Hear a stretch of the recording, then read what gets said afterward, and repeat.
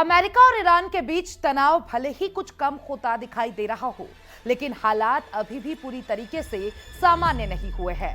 White house में राष्ट्रपति Donald Trump ने अपने राष्ट्रीय सुरक्षा सलाहकारों के साथ करीब 2 घंटे तक अहम बैठक की और इस बैठक में ईरान के साथ संभावित समझौते, युद्ध विराम और परमाणु कार्यक्रम जैसे बड़े मुद्दे पर चर्चा हुई। लेकिन बैठक खत्म होने के बाद भी कोई अंतिम फैसला नहीं हो सका। व्हाइट हाउस के अधिकारियों का कहना है कि ट्रंप केवल उसी समझौते को मंजूरी देंगे जो अमेरिका के हित में होगा और जिससे ईरान की परमाणु महत्वाकांक्षाओं पर पूरी तरीके से लगाम लग सके।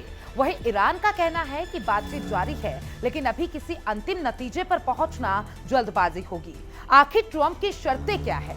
ईरान क्यों नहीं मान रहा अमेरिकी दबाव? और क्या पश्चिम एशिया में तनाव फिर बढ़ सकता है? देखिए हमारी एक खास रिपोर्ट। देखिए, व्हाइट हाउस के सिचुएशन रूम में शुक्रवार को करीब 2 घंटे तक चली बैठक ने पूरी दुनिया का ध्यान अपनी ओर खींच लिया। बैठक की अध्यक्षता खुद अमेरिकी राष्ट्रपति डोनाल्ड ट्रंप ने की। इस दौरान उनके साथ राष्ट्रीय सुरक्षा सलाहकार और कई वरिष्ठ अधिकारी मौजूद रहे। बैठक का मुख्य एजेंडा ईरान के साथ संभावित समझौता था। पिछले कुछ समय से दोनों देशों के बीच युद्ध विराम, परमाणु कार्यक्रम और क्षेत्रीय सुरक्षा को लेकर लगातार बातचीत चल रही है। हालांकि बैठक खत्म होने के बाद व्हाइट हाउस की ओर से साफ कर दिया गया कि अभी कोई अंतिम फैसला नहीं लिया गया है।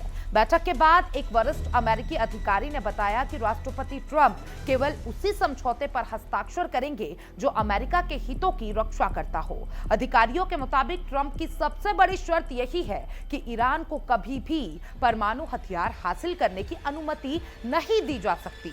अमेरिका का मानना है कि अगर ईरान परमाणु हथियार बनाने में सफल हो जाता है तो इससे पूरे पश्चिम एशिया में अस्थिरता बढ़ सकती है और वैश्विक सुरक्षा के लिए बड़ा खतरा पैदा हो सकता है। यही वजह है कि ट्रंप प्रशासन ईरान के परमाणु कार्यक्रम को लेकर किसी तरीके का समझौता करने के मूड में नहीं दिख रहा।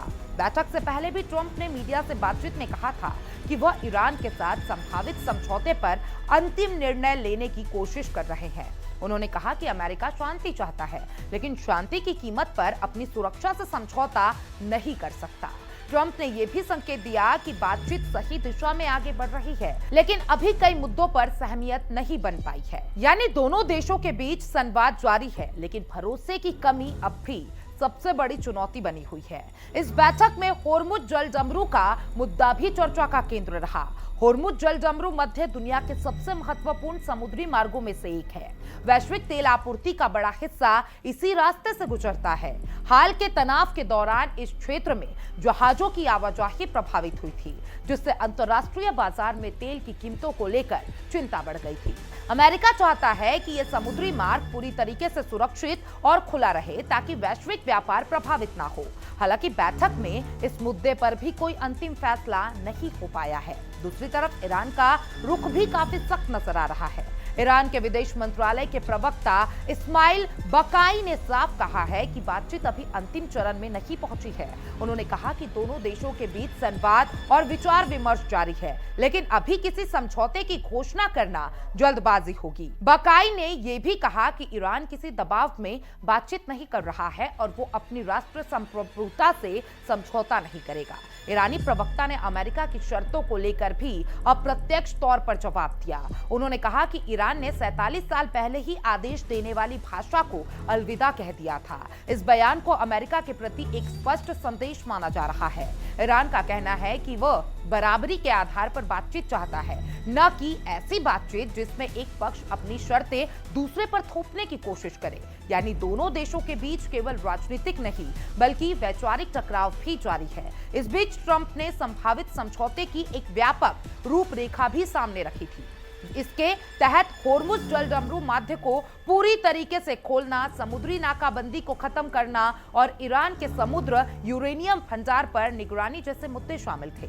लेकिन ईरानी मीडिया ने ट्रंप के कई दावों को चुनौती दे दी। ईरान की सरकार, समाचार एजेंसी और अन्य मीडिया संस्थानों ने कहा कि ट्रंप के बयान में कई ऐसी बातें शामिल है जो वास्तविक से मेल नहीं खाती। फार्स समाचार एजेंसी ने ट्रंप के बयान को सच और झूठ का मिश्रण बताया। एजेंसी ने विशेष रूप से यूरेनियम भंडार और होर्मुज जलडमरू माध्यम से जुड़े दावों को खंडन कर दिया है।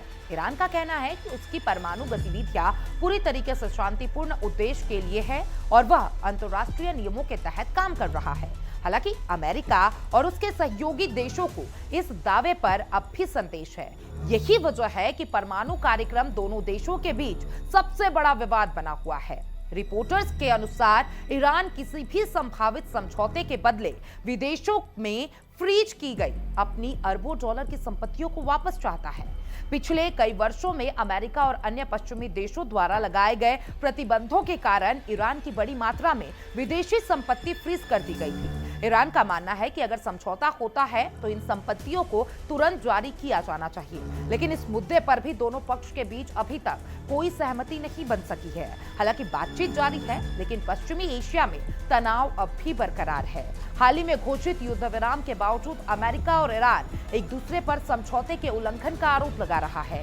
दोनों देशों के बयान ये संकेत देते हैं कि जमीन पर हालात अभी भी पूरी तरीके से सामान्य नहीं हुए हैं।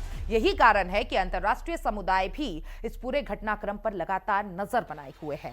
इस बीच लेबनान में भी हालात तनावपूर्ण बने हुए हैं। इजराइल और ईरान समर्थित हिजबुल्लाह के बीच संघर्ष लगातार जारी है। इजरायली प्रधानमंत्री बेंजामिन नेतन्याहू ने दावा किया कि उसकी सेना लेबनान के अंदर तक पहुंच चुकी है। वहीं हिजबुल्लाह ने उत्तरी इजराइल में कई ड्रोन हमले की जिम्मेदारी ली है। इससे क्षेत्र में तनाव और बढ़ गया है। विशेषज्ञों का मानना है कि अमेरिका और ईरान के बीच होने वाली किसी भी डील का असर केवल इन देशों तक सीमित नहीं रहेगा। इसका सीधा प्रभाव इजराइल, लेबनान, खाड़ी देशों और वैश्विक ऊर्जा बाजार पर भी पड़ सकता है। अगर समझौता सफल होता है तो पश्चिम एशिया में स्थिरता बढ़ सकती है, लेकिन यदि बातचीत विफल रहती है तो तनाव फिर से बढ़ने की आशंका से इनकार नहीं किया जा सकता। अब देखिए, फिलहाल तस्वीर साफ है। व्हाइट हाउस की 2 घंटे लंबी बैठक बिना किसी फैसले के खत्म हो चुकी है। ट्रंप अपनी शर्तों पर अड़े हैं और ईरान भी दबाव में झुकने को तैयार नहीं है। दुनिया की निगाहें अब इस बात पर टिकी है कि आने वाले दिनों में दोनों देशों के बीच बातचीत किस दिशा में आगे बढ़ती है। क्या कोई बड़ा समझौता होगा या फिर पश्चिम एशिया एक बार फिर नए तनाव की ओर बढ़ेगा? इसका जवाब आने वाले समय में ही पता चलेगा।